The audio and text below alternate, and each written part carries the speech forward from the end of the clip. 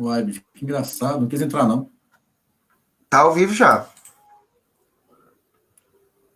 Já tá aparecendo, inclusive, no Facebook da FECOM. A gente já tá ao vivo no Facebook. 4 Uai, então pessoas vamos lá, né? assistindo.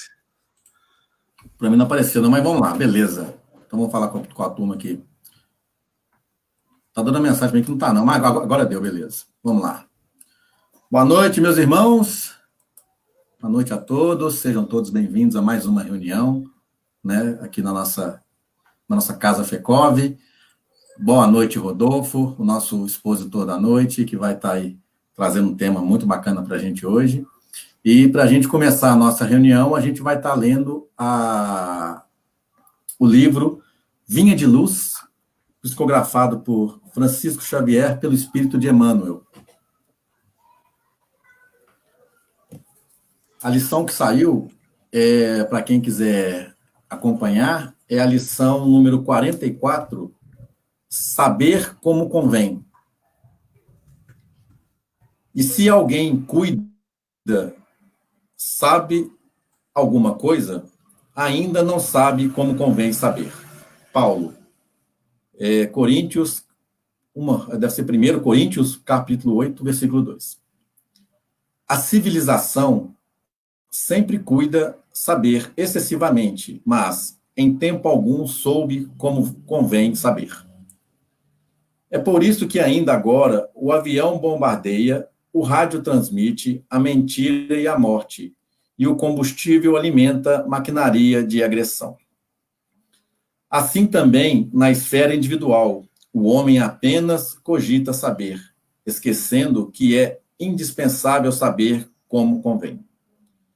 Em nossas atividades evangélicas, toda a atenção é necessária ao êxito na tarefa que nos foi comedida. Aprendizes do Evangelho existem que pretendem guardar sob toda a revelação do céu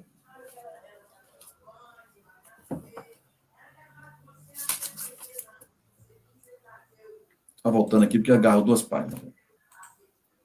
Aprendizes do Evangelho existem que pretendem guardar toda a revelação do céu para impô-la aos vizinhos, que se presumem de posse da humildade para tiranizarem os outros, que se declaram pacientes, irritando a quem os ouve, que se afirmam crentes, confundindo a fé alheia, que existem títulos de benemerência, olvidando comezinhas obrigações domésticas.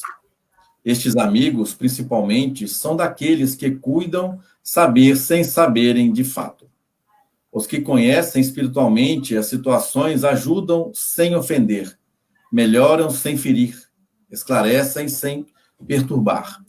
Sabe como convém saber e aprenderam a ser úteis.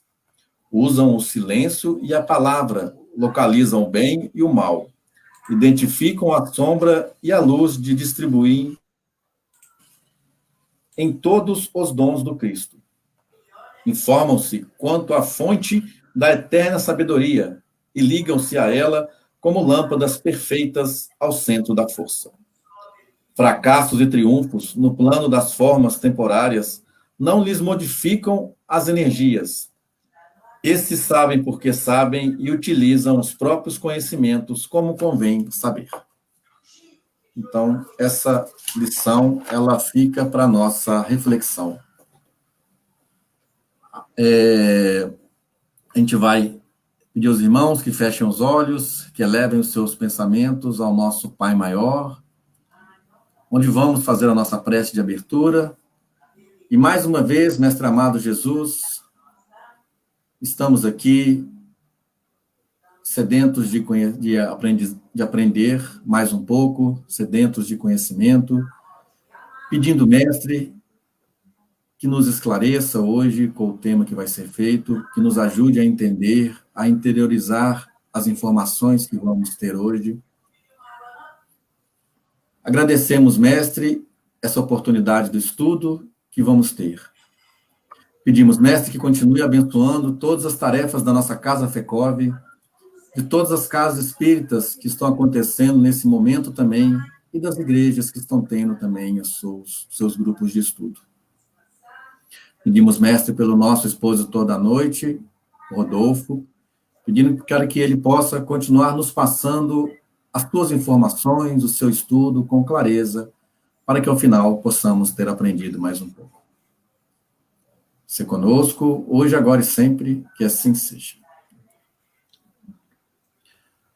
Os irmãos, então nós vamos passar a palavra para o Rodolfo, né, que vai fazer o estudo da noite.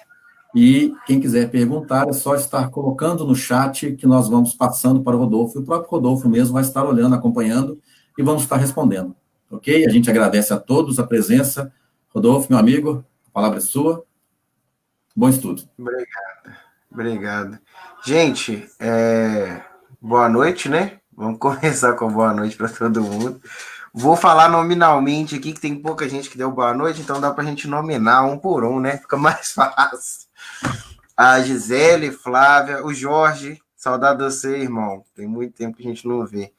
Taíla, Marli, Márcia, Sam, o Edson, o Hanna, que entrou aí também, a própria Fekov dando boa noite pra gente aí, ó. Enfim, a gente agradece começa, né, de praxe, agradecer, né, os comentários. Rodrigo, você tampou sua câmera aí, você tá aparecendo sem aparecer. Aí, agora voltou. Só tá mudo, você tá mudo. Gente, qualquer problema... O pessoal fica vendo a minha cara durante a exposição do tema, então eu vou fechar ela. Vendo aí, não tem problema não. Gente, eu vou só fechar o microfone.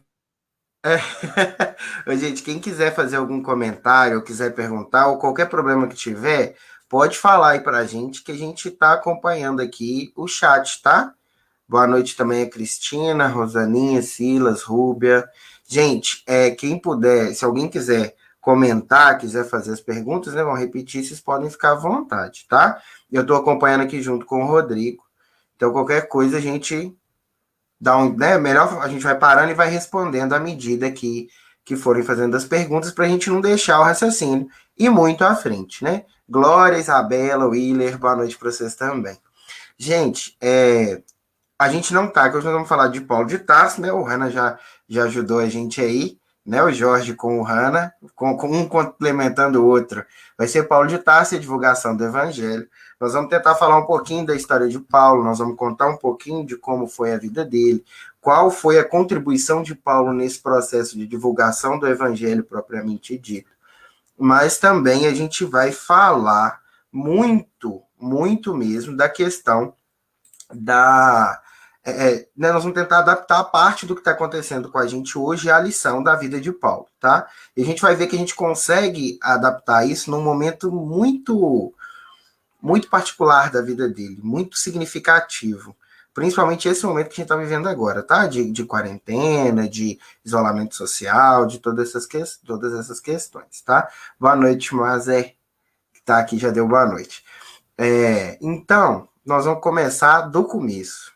A gente não consegue falar de Paulo sem a gente falar propriamente de Estevão. Quem já leu o livro, né, Paulo Estevão é um livro, né, mais ou menos assim, dessa grossura aqui, ó.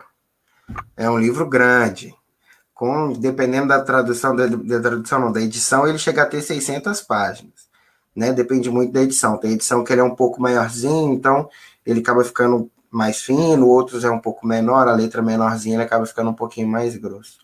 Mas ele traz a história de Paulo em conjunto com Gesiel, ou Estevão, nós vamos entender essa mudança de nome daqui a pouco, e a gente vai entender a relação de um com o outro também daqui a pouco.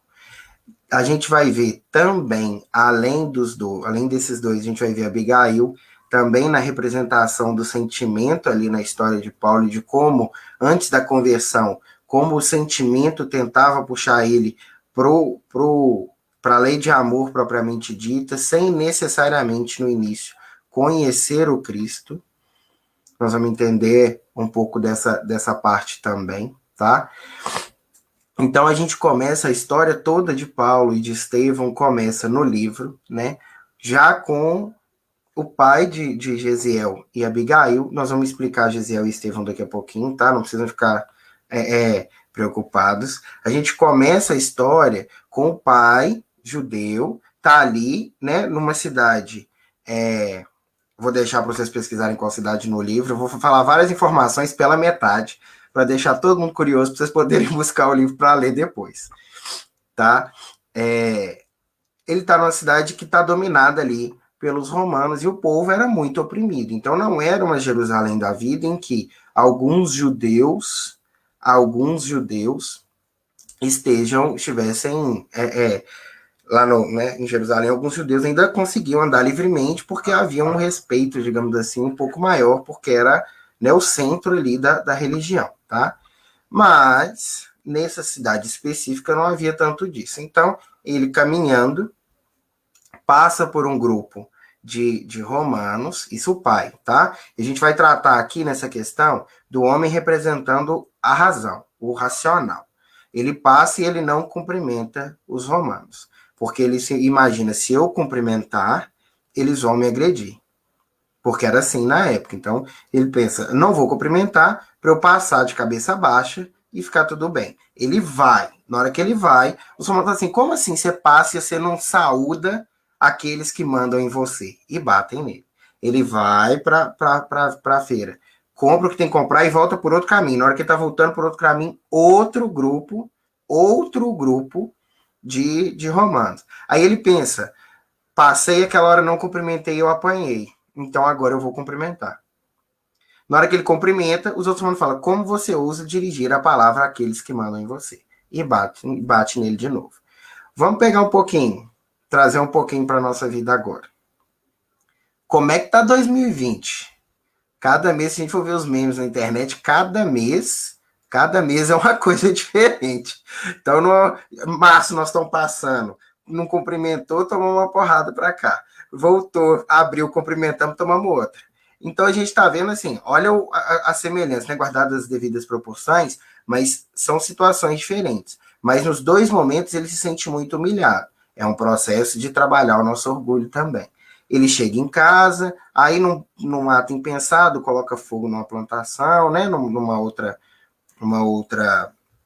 propriedade, e aí a gente tem todo um desenrolar da história que culmina com Abigail fugindo do cárcere, né? Ela tinha sido ordenado que ela fosse morta, mas o guarda permite que ela, né, se afaste, ela sai, e o irmão é sentenciado às galeras, que eram aqueles navios que o pessoal trabalhava. Que os navios, na verdade, eles eram navios de escravos, né, que os romanos levavam. Então, quando o irmão é sentenciado às galeras, era praticamente uma sentença de morte na época. Então, Gesiel sentenciado à morte ali, mas ele não perde em momento algum, desde do fogo que o pai coloca na propriedade vizinha, que era de um romano. Nem no momento da prisão, nem no momento da morte do pai, enquanto ainda recebendo os suplícios do cárcere, tá? Estou ocultando informações de forma proposital para vocês procurarem um livro mesmo, gente.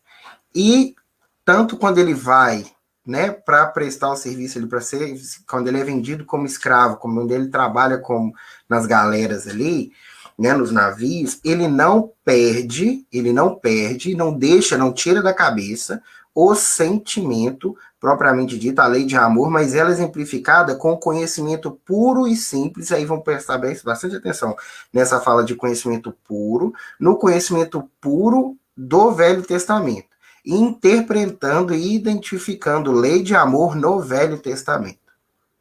A gente precisa prestar muita atenção nisso. Prestando atenção nessa situação toda, a gente chega à conclusão de que a lei de amor está aí desde sempre. Basta que nós tenhamos olhos de ver.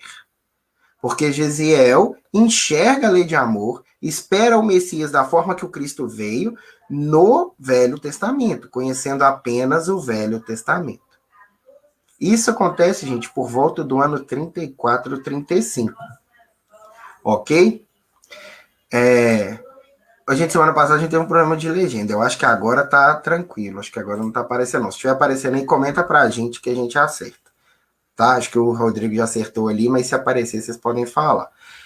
Então tem todo um processo ali. E ele, o temperamento e a forma com que ele lida com as situações, sempre resignado e sempre direcionando o pensamento para Deus, a Deus, sem intermediários, tá? Ele ainda não conhecia Jesus, ele ainda não sabia que Jesus tinha vindo, isso volta do ano 35, igual eu falei.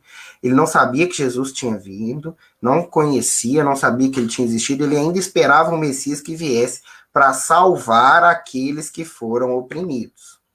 Judeu, ainda esperando aqueles que esperando o Messias que veio para salvar aqueles que estavam oprimidos. Não no sentido de não no sentido de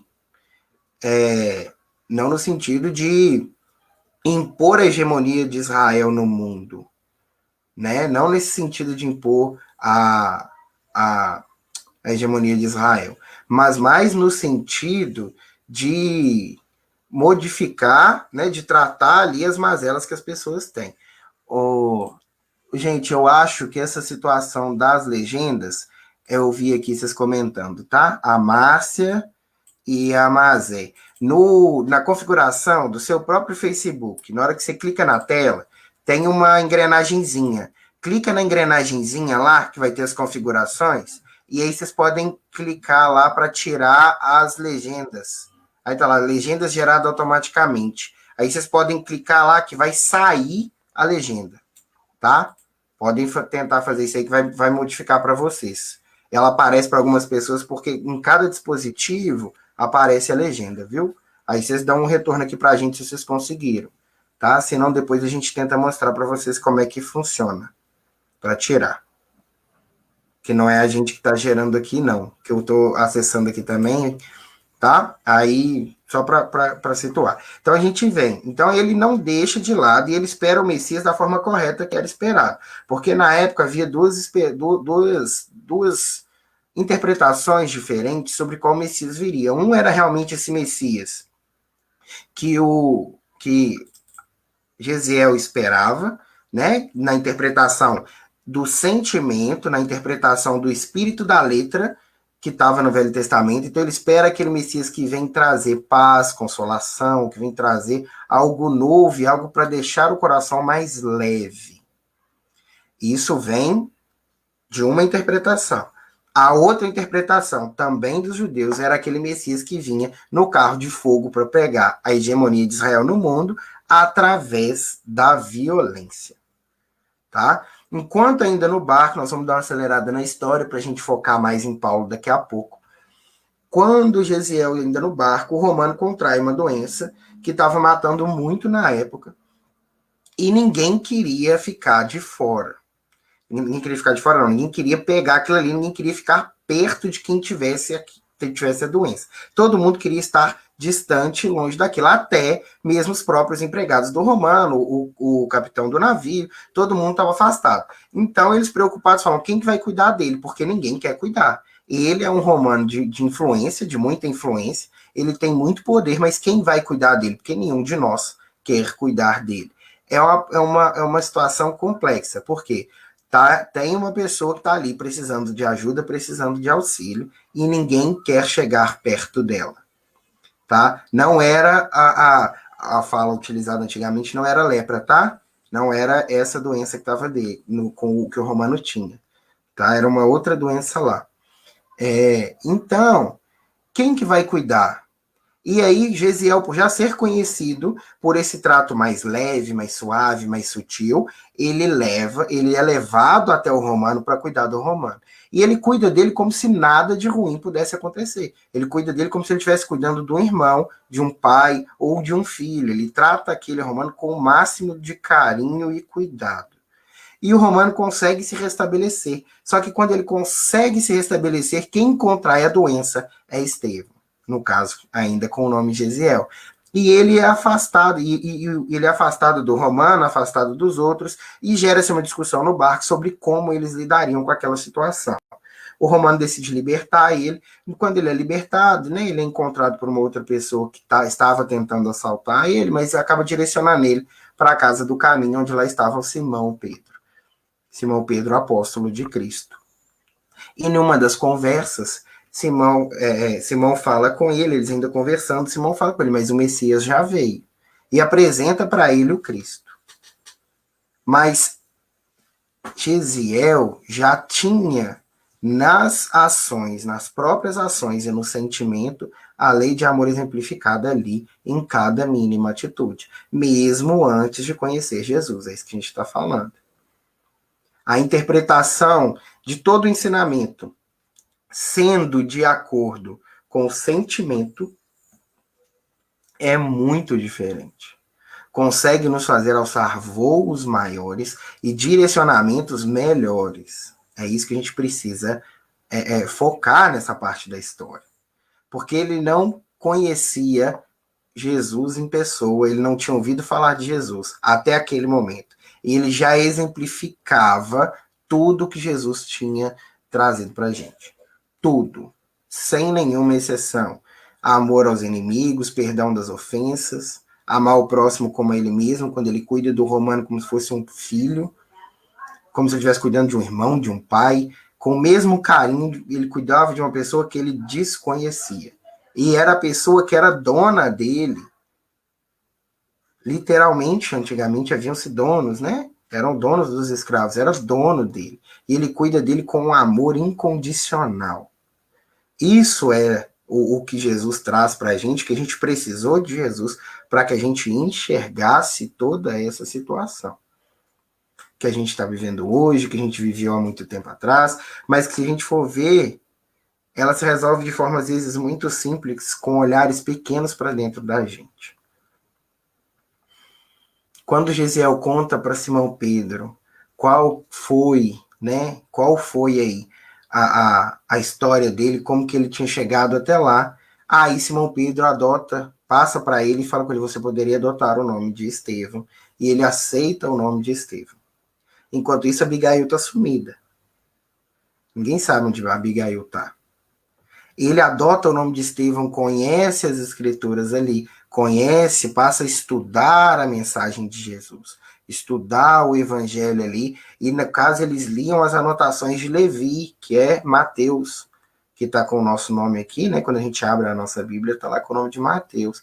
Ele estuda a parte que Mateus escreveu. E ele já começa a pregar como os grandes profetas da época. Então, como que nós vamos interpretar as lições do Evangelho?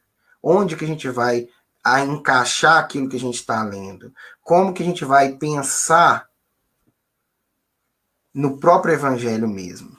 A gente reflete, a gente pensa no Evangelho, porque a gente está tendo agora uma oportunidade que nós vamos relacionar com o Paulo daqui a pouquinho. A gente está tendo uma oportunidade incrível de olhar para dentro da gente, pensar um pouco mais, pensar com mais carinho, né? Identificar em nós as situações difíceis que a gente tem, quais os defeitos, como a gente pode melhorar, como a gente pode ajudar aqueles que estão precisando, a gente vai ter oportunidade de auxiliar, e será que nós vamos auxiliar? Será que a gente tem condições de auxiliar? Condições a gente sempre vai ter, mesmo que não seja material, através de uma prece. Mas será que nós estamos fazendo isso? Será que nós estamos direcionando os nossos esforços para auxiliar aqueles que estão conosco no caminho? Sejam eles dentro da mesma casa ou não? Porque Estevão trata todos aqueles que chegam à casa do caminho doentes como irmãos. Ele tem uma palavra de consolo para cada um deles, independente da condição de cada um. Isso é a exemplificação pura e simples do Evangelho, que até aquele momento Paulo ainda não tinha, ainda como Saulo de Tarso. Numa determinada pregação, Saulo chega com outro amigo para conhecer quem eram os homens do caminho, o que eles estavam fazendo, por que eles seguiam aquele que tinha sido crucificado, aquele carpinteiro que foi crucificado. E ele enxerga um perigo enorme naquilo ali e tenta debater com Estevão, mas Estevão não debate com ele. Mais uma vez, segue a orientação do Cristo, evitar contendas. E também para a gente não jogar pérola aos porcos, porque não adiantaria entrar num debate ali em que poderia causar mais violência. Poderia causar uma violência maior ali. devido ao temperamento, né? Ao temperamento inflamado de Paulo. Saulo, né? Ainda. A gente adota Paulo a partir da conversão dele a Jesus, que é um dos momentos mais incríveis que a gente tem na história do Evangelho.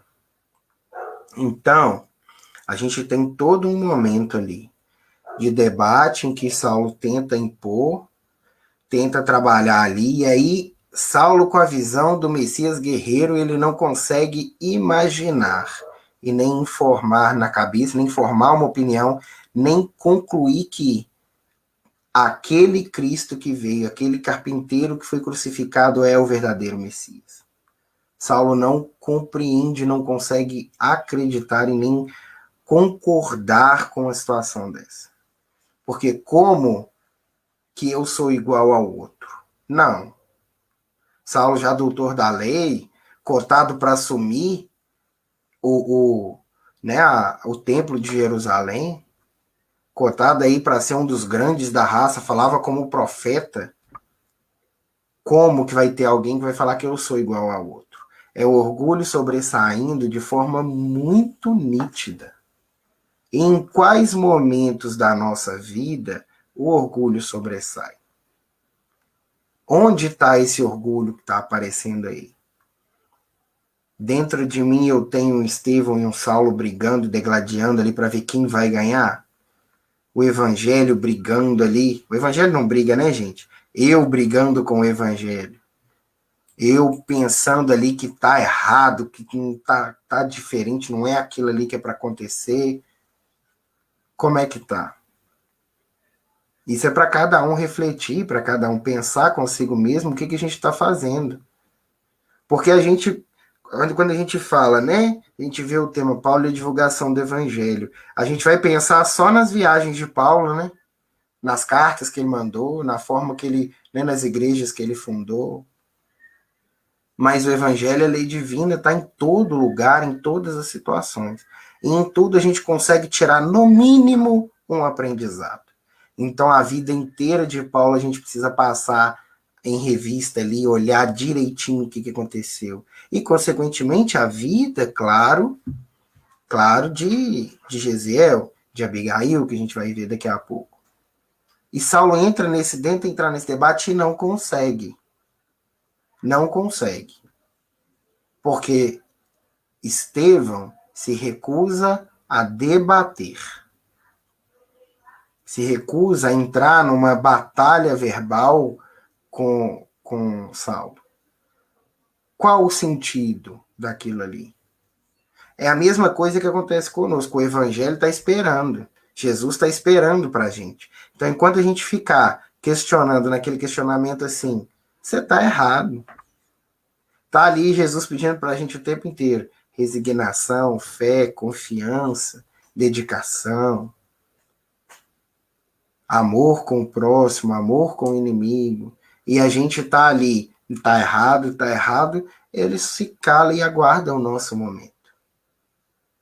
Até o momento que nós vamos acordar para chegar até Jesus mesmo. E quando vai ser esse momento? Quando nós vamos chegar até Jesus? Esse tem que ser o nosso pensamento.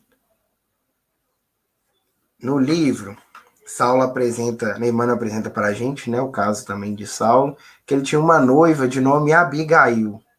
Sim, a noiva de Saulo era irmã de Estevão, mas eles ainda não tinham se encontrado, não sabiam o que era. Os dois ignoravam essa coincidência, digamos assim, que coincidências não existem, né? É tudo um planejamento vindo ali da espiritualidade. Mas como o nome era diferente, né? Como que ela ia adivinhar? Como que ela ia adivinhar? Como que Saulo ia adivinhar? Porque Saulo estava na luta buscando com todas as forças, com todos os recursos em Roma, nas galeras, o escravo Jezeel. Eu preciso achar o escravo Jezeel porque, segundo o que a noiva fala, ele tem um conhecimento profundo da lei, profundo das escrituras. Mas o conhecimento de Jesiel é profundo no sentido verdadeiro da coisa. Não é decorado. Não é superficial, não é estritamente o que está falado, o que está escrito ali. Ele tem um raciocínio em cima, é o sentimento trabalhando. Enquanto Saulo tem o conhecimento da letra. Ele acha que ele tem um conhecimento profundo dali, mas ele não compreendeu a essência. Então ele inicia toda uma perseguição em cima de Jesiel, em cima de Estevão. E convida a noiva para o apedrejamento daquele que estava transgredindo a lei. Mas antes, vou voltar um tiquinho aqui, que faltou um passo importante, tá?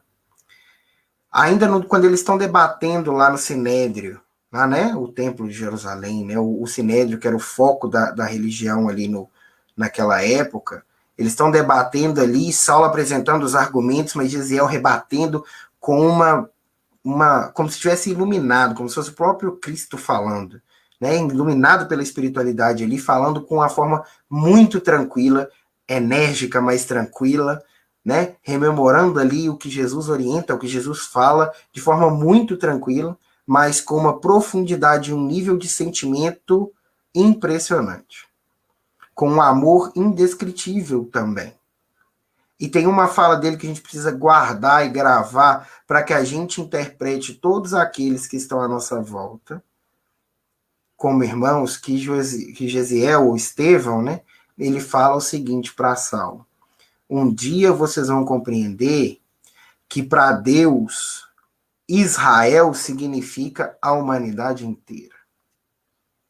Então, quando a gente pegar lá o Velho Testamento e ver a fala, né, Israel isso, Israel aquilo, Israel é a humanidade inteira. É uma fala que desconcerta Saulo de um jeito e Saulo perde na arena do argumento ali. Não tem como, ele não consegue ganhar. Porque não é a razão ali naquele momento que venceria a lei divina de amor. Que naquele momento a exemplificação da lei divina e do evangelho é Estevão. Enquanto Saulo ali está como nós hoje, em muitas situações, na intenção da briga mesmo. De querer provar que a gente está certo. Então a gente distorce tudo que foi falado no Evangelho. Distorce o que foi falado no Evangelho para falar. A gente usa o que está escrito no Evangelho de forma distorcida e continua essa batalha interna nossa. Até quando a gente precisa pensar?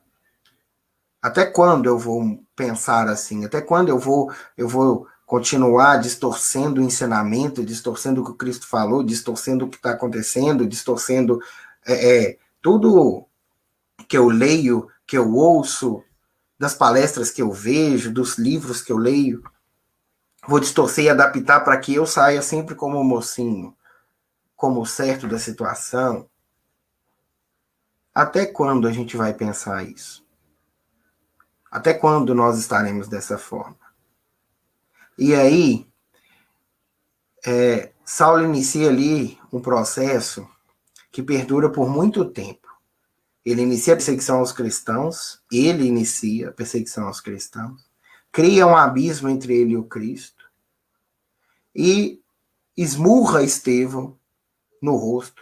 Ele perde na arena do argumento, da fala, e era considerado por aqueles do Sinédrio como um dos maiores oradores, se não o maior, que nunca havia perdido. Ele perde no argumento e parte para a violência física. Manda prender os outros, exila um e manda apedrejar Estevão. E ele chama a noiva para assistir a vitória dele, porque na cabeça dele, como ele não venceu no argumento, ele vence na violência. Não é o que muitas vezes acontece? E aí, eu vou ler um pouquinho aqui. Tem esse livro aqui, ó, não sei se dá para ver. Deu. Paulo Estevão em Sonetos, é do Gladstone. Ele reescreve o livro, tá? Paulo Estevão em forma de soneto. Eu vou ler 2 sonetos aqui. Eu vou ler o 10, que o soneto é o Martírio, e ele fala um trechinho deles, tá? Ele fala o trecho justamente da questão do apedrejamento, tá? Do momento que Saulo começa o apedrejamento e que Abigail chega e identifica o irmão, tá? Ali sendo apedrejado. O Gladstone reescreve esse trecho do livro da seguinte forma: o indefeso mártir prende ao poste, agoniza. O peito em flor de chagas, arfa ensanguentado, em torno rugem judeus de espírito exacerbado. Saulo goza, se ufana, comanda, protagoniza. Os remorques acompanham os urzidos dos calhaus, que arrebentam o organismo do bom pregador fiel.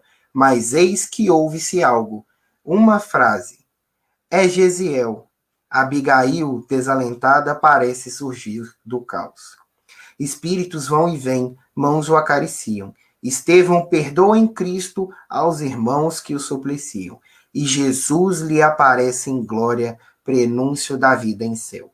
Sobre o regaço órfão da arrasada Abigail, ao som da prece dos aflitos, o herói Estevão esvaiu.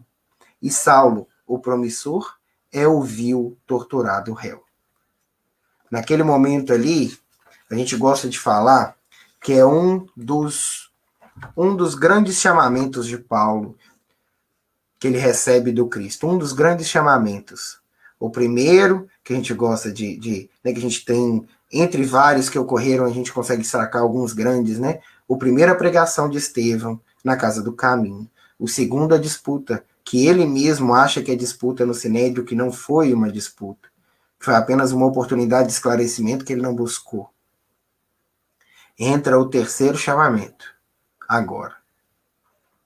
Quando Gesiel perdoa ele, Estevão perdoa Paulo, sabendo que ele era noivo da irmã, e abençoa a união dos dois. Fala com ela, se você o ama é porque tem algo de bom nele, e se o Cristo o escolheu é porque tem algo de bom nele.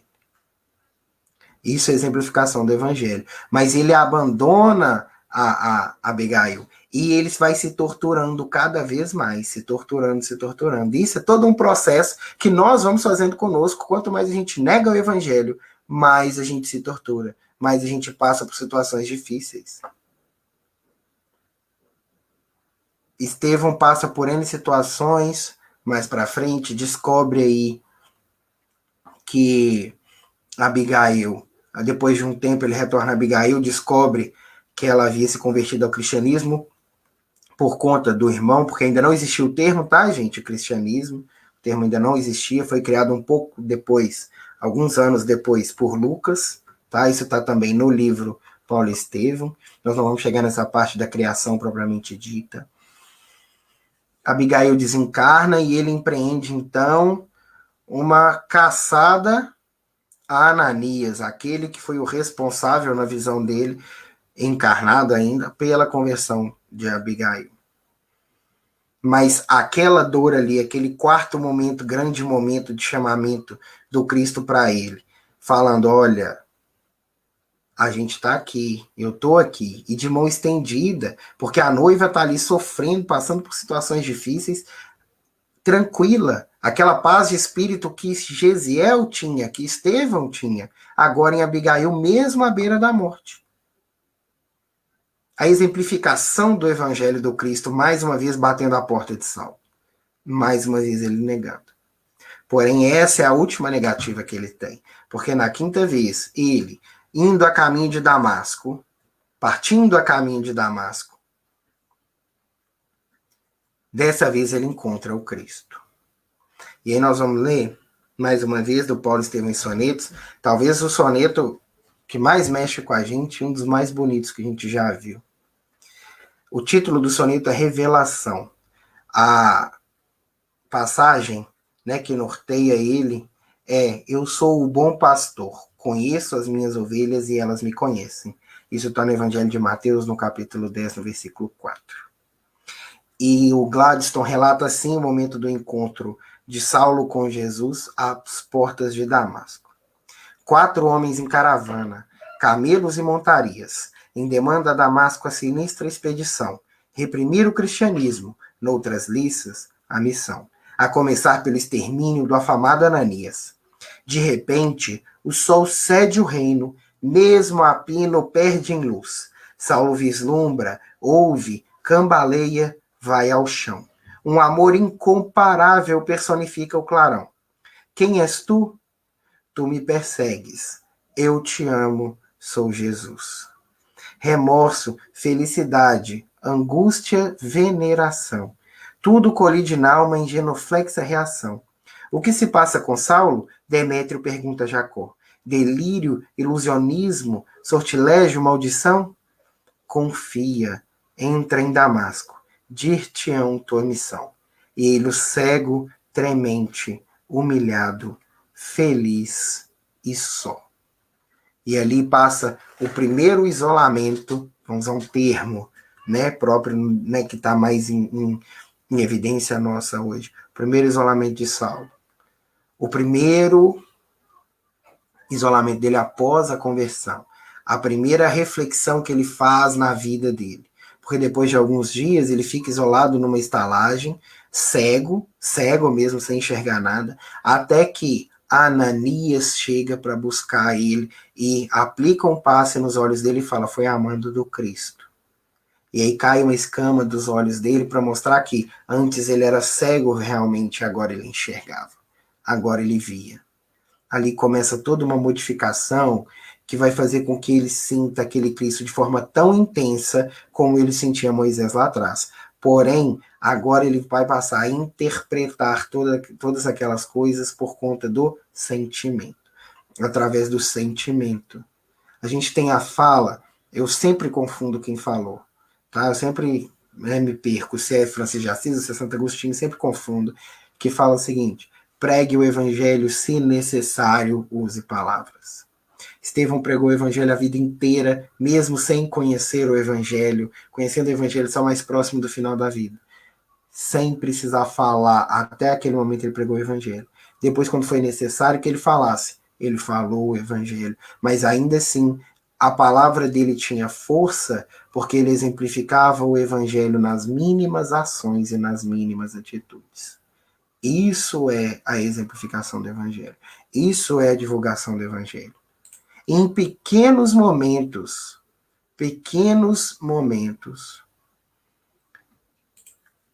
né, nesse início, Saulo já começa a exemplificação. Porque agradece a Ananias, reconhece o Cristo como espírito realmente iluminado, realmente estando ali mais evoluído.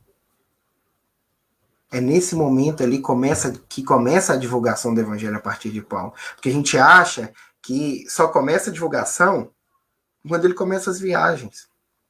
Ou quando ele volta para a casa do caminho e começa a pregar, tentar pregar ali, trabalhando no tear. Não é ali. A vida inteira dele, a gente consegue tirar alguma lição, e a partir daquele momento ele já divulga o próprio evangelho, porque ele dá testemunho da modificação interna que ele teve. Em mais alguns momentos, né, mais alguns acontecimentos ali, ele tenta contato com o povo da casa do caminho, né, Simão Pedro, Tiago, João, mas eles não creem nele, ainda no início, né?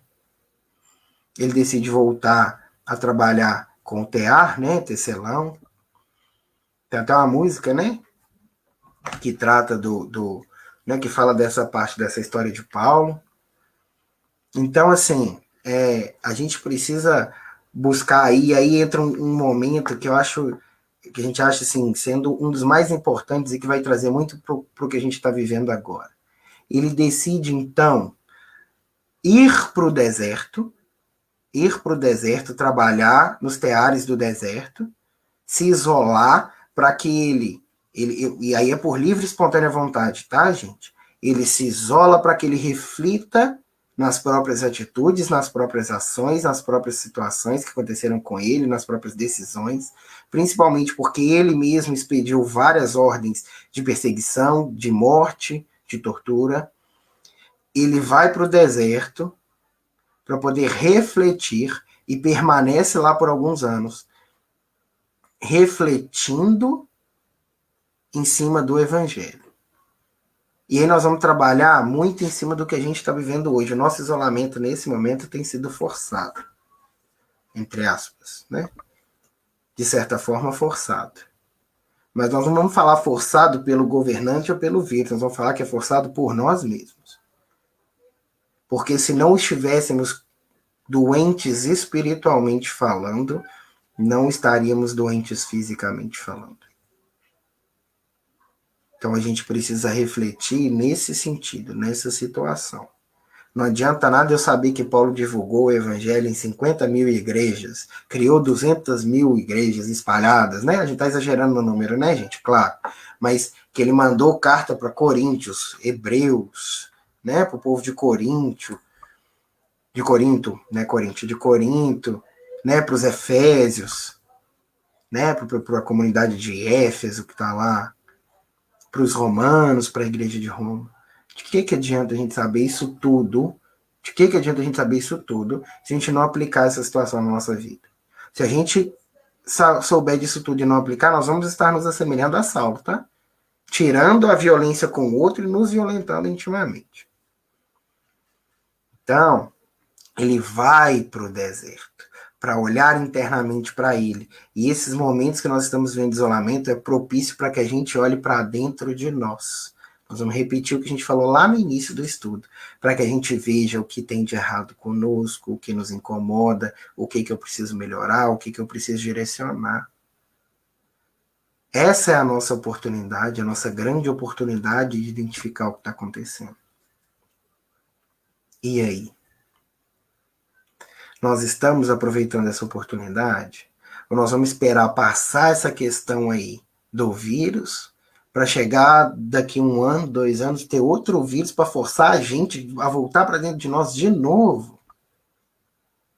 Ou a gente vai seguir o exemplo de Paulo numa das maiores exemplificações do que é o evangelho, que é justamente essa reflexão, esse trabalho interno de reforma íntima, para que quando a gente saia do deserto, a gente saia pregando o evangelho nas nossas ações. Qual vai ser a nossa escolha?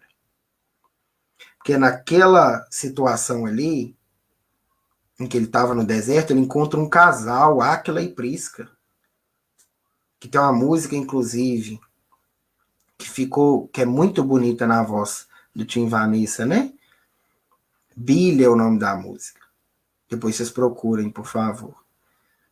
Olha a profundidade do encontro. Quando eles começam a conversar, eles se assustam um pouco com a semelhança, né, do nome de Saulo. Mas a gente fugiu para cá porque Saulo tinha expedido uma ordem de perseguição contra familiares nossos. Por isso que a gente fugiu, porque nós seguimos o Cristo. E aí, numa determinada noite, sentados conversando ali, eles abrem, né, as anotações que eles tinham copiado, começam a estudar, falam com Saulo, né, que eram cristãos, não existia ainda o nome, mas falam que seguiam ali o Cristo. Saulo descobre a história de por que eles estavam ali e chora copiosamente quando ele fala com eles que ele era o Saulo que havia iniciado a perseguição, mas que agora ele estava convertido e seguia o Cristo, porque reconhecia agora a grandeza espiritual do Cristo. Precisou de uma dor enorme interna, 5 grandes chamamentos, para que acontecesse finalmente o aceite do evangelho no sentimento. E nós vamos precisar de quantos? Esse não é o primeiro grande chamamento que a gente está tendo, gente. Mas reparem que as dores têm aumentado. Nós vamos deixar aumentar até quando? Ano passado, a gente viveu na própria Fecov a inundação, né, por conta da chuva. A gente viu pessoas nas ruas perdendo muita coisa, perdendo tudo às vezes. E aí a gente se uniu, solidário, né? Juntamos ali em prol de uma solidariedade, de uma fraternidade, de um amor com o próximo, de cuidado, por aí vai. Mas parece que depois de um tempo a gente começa a esquecer. A gente não se modifica internamente de forma firme, né? E aí? Aí vem o vírus agora, vem o coronavírus, né? vem a Covid-19 aí para mostrar para a gente que ainda falta algo. Não é só o externo que precisa modificar, é o interno. Não é só eu dar uma cesta, ou dar um sofá, ou dar um fogão, um colchão, ou eu ir lá ajudar a tirar a lama de dentro da casa da pessoa. É isso também, quando a gente pode fazer. Mas a maior modificação é interna. Porque se a gente modificar o nosso interior, a gente consegue direcionar todos os nossos esforços a auxiliar de verdade aquele que está ali. Porque muitas vezes vale mais uma palavra, porque de que adianta eu estar lá puxando a água da casa do outro, no meio da chuva, de cara fechada? O outro sabendo que eu não queria estar ali, mas que eu estou ali por obrigação. Tudo bem que a disciplina ela precede a espontaneidade, não há problema, mas agora é a nossa oportunidade de nos modificar internamente, assim como Saulo fez no deserto. Assim como ele fez no deserto. E agora a gente começa e sai, e aí quando Saulo sai, a gente não começa, né? Nós estamos terminando aqui. Nós não estamos começando, nós estamos terminando. Saulo sai ali do deserto. Saulo sai do deserto. E ali ele já mais modificado, já mais, né? Com mais intenções ali, com intenção junto do sentimento ali de modificação trabalhado nele, e aí já era dele essa questão de querer pregar para o próximo, de querer auxiliar, de querer levar para o outro aquela verdade que ele aprendeu, porque ele já tinha isso, ele já tinha essa retidão enquanto era doutor da lei. E aí ele vai iniciar o que é o mais fácil da gente conhecer, que são as viagens, que são aí as cartas. Depois que ele funda as igrejas, ele começa outras viagens, e ele vai e manda as cartas, que a gente usa, que um trecho dela foi lido hoje no início da reunião, inclusive, com o estudo de Emmanuel, né, com a fala de Emmanuel em cima de um trecho de uma das cartas de Paulo. As cartas são materiais de estudo impressionantes. As cartas, elas provêm diretamente da esfera do Cristo. É como se fosse o próprio Cristo falando para a gente através das cartas de Paulo. É a continuação do Evangelho. E a gente pensa, quando a gente olha a maior contribuição de Saulo, foram as de Paulo, foram as cartas, foram as igrejas. Sim, isso é enorme. Isso é gigantesco, sim. Mas a gente precisa entender, a gente precisa tirar essa visão do macro, do grande, do enorme, e ir na essência da situação, na essência da coisa. Ele não conseguiria ter feito nada do que ele fez de divulgação do evangelho se ele não tivesse se modificado internamente. Ele não teria conseguido fazer nada do que ele fez se ele não tivesse se modificado internamente. Essa é a maior divulgação que ele pode dar para a gente. São as ações, é demonstrando ali, é Emmanuel trazendo para a gente como foi a modificação dele, interna dele, o que precisou o pai renegar ele. Mais uma vez, né? A razão renegando o sentimento quando ele se converte, quando ele traz o sentimento ali voltado para o amor ao próximo, para tratar o outro como igual, tratar o outro como irmão, ele é negado, ele é renegado pelo pai. Mais uma vez, a razão negando o sentimento. E nós? Como estamos nesse sentido? A gente está negando o sentimento? Nós estamos do lado de Saulo antes da conversão, do homem velho, que não quer saber de nada, ou a gente está no processo pós-conversão? Como é que a gente está? É uma reflexão que a gente precisa fazer. A gente escolheu hoje não falar tanto da divulgação física para tratar da ação e do interno, porque o momento nos pede isso. Nos pede modificação interna. Nos pede reforma íntima, nos pede crença, confiança, resignação. Nos pede isso tudo. E aí a gente precisa saber o que nós vamos fazer. nós vamos direcionar o esforço para nos modificar e a gente divulgar o evangelho nas nossas mínimas ações, ou nós vamos continuar divulgando o evangelho só da boca para fora? Porque na hora da gente falar que a gente é espírita, muitos de nós batem no peito e falam assim, eu sou espírita. Mas qualquer contrariedade está xingando e pedindo para ele, a gente não fala mais arder no inferno, porque a gente não acredita mais no inferno, mas pedindo para ele passar pelo menos uns 5 anos no umbral para ver se ele paga o mal que fez comigo. A gente só mudou a fala, mas o sentimento é o mesmo. Enquanto a gente não modificar internamente, não vai funcionar. E Saulo traz isso para a gente de uma forma impressionante, porque ele transpõe em uma encarnação aquele abismo que ele começou criando lá quando ele começou a perseguir Estevão. Depois de toda a modificação dele, ele transpõe esse abismo de forma impressionante, porque ele passa por N situações. Ele precisou ser apedrejado, tiveram N calúnias contra ele, sofreu perseguição, precisou sair escondido de cidade, precisou sair correndo de noite de cidade. Saulo praticamente não estava com a saúde 100% durante a vida inteira, depois da conversão. Porque precisava trabalhar o espírito, precisava trabalhar ali o interno ainda, estava expurgando um pouquinho do orgulho que ele ainda tinha. Tirando ali, aprendendo a viver, amando verdadeiramente o próximo. É isso que ele está pedindo ali. É isso que ele está fazendo. É isso que o Cristo pediu.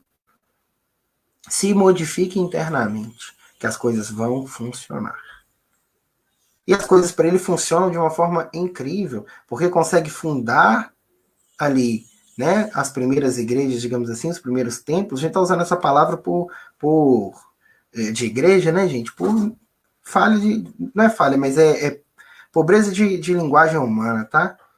Não é em si o templo ali, tá? É só um local necessário para que eles buscassem o Cristo. A gente fala igreja, mas não era bem um templo, né? Muitas dessas consideradas igrejas eram na casa de algumas pessoas que seguiam o Cristo. Então, ele começa todo um processo ali e ele acaba angariando algumas pessoas que vão junto com ele, na divulgação que ele faz através da palavra, com a força da modificação das ações dele, ele acaba angariando muitas pessoas, trazendo muitas pessoas para o Cristo, modificam-se, trabalham e vão seguindo Jesus ali. Então, para a gente já encerrar, a contribuição de Paulo, ela é inegável. E eu vou deixar aí uma curiosidade para vocês, que ele muda, tem uma situação específica que ele muda de nome, está lá no livro. É quando ele reencontra o romano que Gesiel cuidou. E aí, ele também está doente, mas aí nós vamos deixar essa situação para quem quiser procurar direito e pesquisar o livro lá para saber direitinho o que aconteceu. A gente tem aí menos de 2 minutos, mas só para a gente concluir, a gente decidiu pela abordagem diferente justamente pelo momento atual que a gente está vivendo, para a gente perceber que algumas vezes o isolamento, essa situação mais afastada, ela tem um benefício se a gente souber tratar ela. E, parafraseando, né, pegando a frase da música Bíblia lá, não é da música, do livro mesmo, tá? Do próprio livro, Emmanuel fala que enquanto Saulo estava com Áquila e Prisca, que eram 2 pessoas que ele tinha, né, prejudicado indiretamente, né? Mesmo tendo assinado ali, não foi ele que foi lá perseguir, mas ele iniciou, então foi indireto, mas ele prejudicou. Emmanuel fala para a gente que cada gota de pranto que ele tira, que ele deixa sair, era um pouco de fel que ele expungia da alma, que saía da alma dele ali, que saía do espírito, era um pouquinho daquele veneno, daquela situação difícil que ele deixava ir embora para fazer verdadeiramente a modificação interna. E aí, só um comentário aqui, 2 comentários, né? Fala sobre a lei do progresso, todas as nossas ilusões, sem exceção, caem por terra ante a necessidade da evolução. A gente tem isso exemplificado em Saulo. E a Mazé comentou aqui para a gente, acredito que essa igreja seja uma união de pessoas em torno do evangelho, porque igreja somos nós quando estamos a serviço do evangelho. E é isso. Antes a gente achava que a FECOV estava circunscrita lá na rua João Evangelista, número 260, no bairro Santa Terezinha. Hoje a gente tem aqui, tem eu, tem o Rodrigo, a gente chegou até a 25 pessoas, se eu não me engano, assistindo a gente, e a FECOV está em 25 lugares, 27, 28 lugares diferentes. E se a gente for contar as outras reuniões, a FECOV está em 100 lugares diferentes, 200 lugares diferentes. É isso que a Mazé está falando aqui. É a união de pessoas em torno do Evangelho. Então, se eu faço um culto no lar, eu estou unindo ali em torno do Evangelho.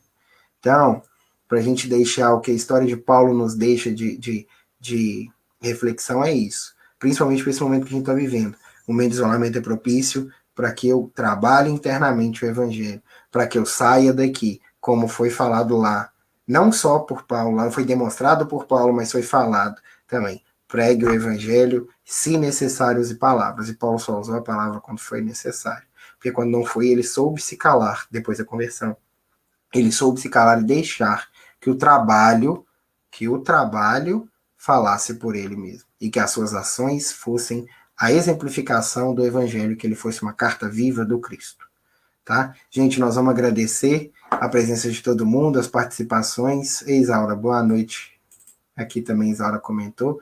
Gente, a gente agradece, né, o convite, a gente já é da casa, então a gente tomou algumas liberdades aí na hora do estudo, a gente conversava antes, eu e o Rodrigo, né.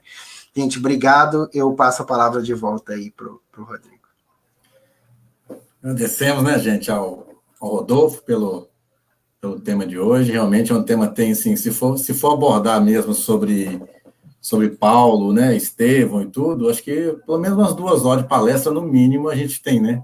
É verdade. Né, mas foi muito boa. E aqui que você falou mesmo, né, que cada um de nós somos uma FECOV, né, vamos dizer, somos mini FECOVs, vibrando com o mesmo objetivo, né, com a mesma sintonia. Então, acho que todo mundo junto já fortalece bastante, né, e a gente vai buscando, igual o Paulo fez, a nossa renovação íntima, que é o mais importante a gente está fazendo, né, aproveitando isso aí. Então, a gente agradece, né, gente, ao nosso Rodolfo pela palestra, como ele é da casa mesmo, a gente não precisa ficar muito, assim, elogiando, né, porque senão o ego vai lá em cima. É verdade.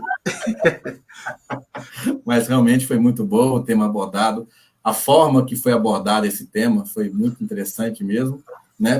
Para poder refletir, para poder buscar mais informações sobre isso, deixando aquela pontinha de curiosidade, né? Então, foi muito bom.